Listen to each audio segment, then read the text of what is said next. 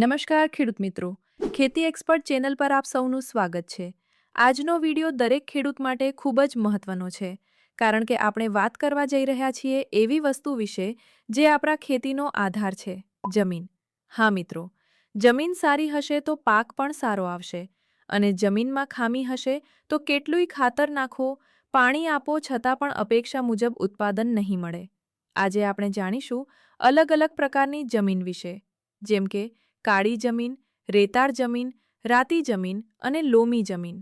દરેક જમીનમાં કંઈક ખામી હોય છે અને કંઈક સારું હોય છે। ખામીઓને કેવી રીતે સુધારી શકાય અને કઈ જમીનમાં કયો પાક શ્રેષ્ઠ આવે તે આજે આપણે આ વિડિયોના માધ્યમથી જોશું। તો વિડિયો અંત સુધી જરૂર જુઓ, કારણ કે અંતે હું તમને એક એવું સિક્રેટ ટીપ પણ આપવાની છું જે તમારી જમીનને જલ્દી સુધારી શકે છે। સૌથી પહેલા વાત કરીએ કાળી જમીનની। કાળી જમીન ખાસ કરીને ગુજરાતના કેટલાક વિસ્તારોમાં અને મહારાષ્ટ્રમાં વધુ જોવા મળે છે।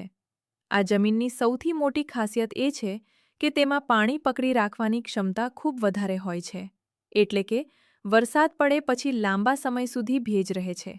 પણ મિત્રો, દરેક સારી વસ્તુ સાથે કેટલીક ખામીઓ પણ આવે છે। કાળી જમીનમાં સામાન્ય રીતે નાઇટ્રોજન અને ફોસ્ફરસની ખામી હોય છે, અને કેટલીક જગ્યાએ ઝીંકની ખામી પણ જોવા મળે છે। આ જમીન ભારે હોય છે, એટલે તેમાં પાણીનો નિકાલ સારી રીતે થતો નથી। વધુ ભેજને કારણે જમીન કઠણ થઈ જાય છે અને ઓક્સિજનની અછત રહે છે। હવે પ્રશ્ન એ આવે છે કે આ ખામીઓ દૂર કેવી રીતે કરવી? સૌથી સરળ ઉપાય છે નાઇટ્રોજન અને ફોસ્ફરસ યુક્ત ખાતરોનો ઉપયોગ કરવો।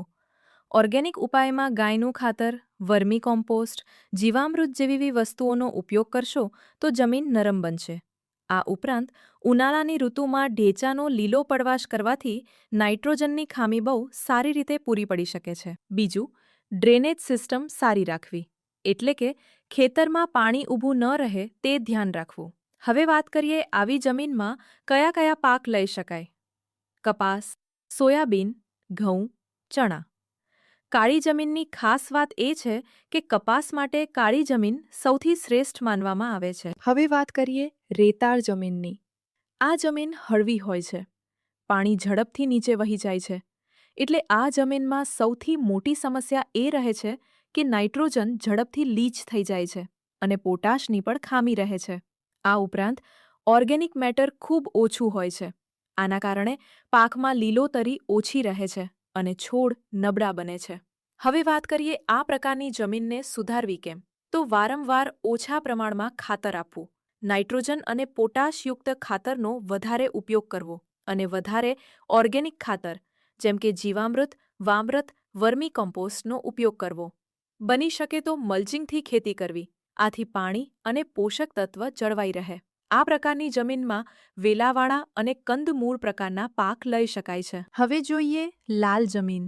શું તમને ક્યારેય પ્રશ્ન થયો છે કે આ જમીનનો રંગ લાલ કેમ હોય છે? કારણ કે તેમાં આયર્ન તત્વ ખૂબ જ વધારે હોય છે।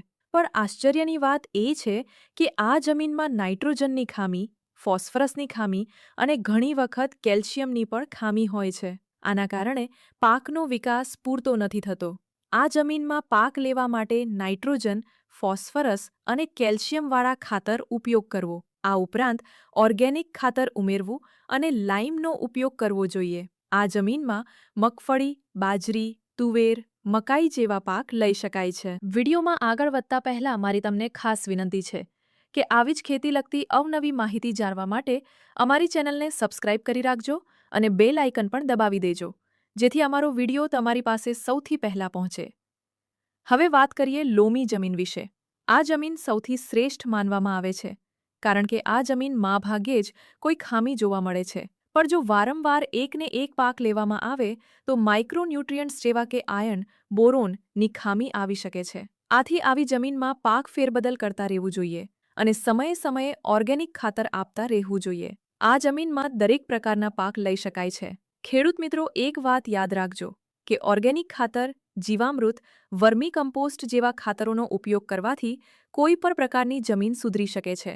જો તમને આ માહિતી ગમી હોય તો વિડીયોને લાઇક આપી દેજો। ફરી મળીએ એક નવી માહિતી સાથે। જય જવાન, જય કિસાન।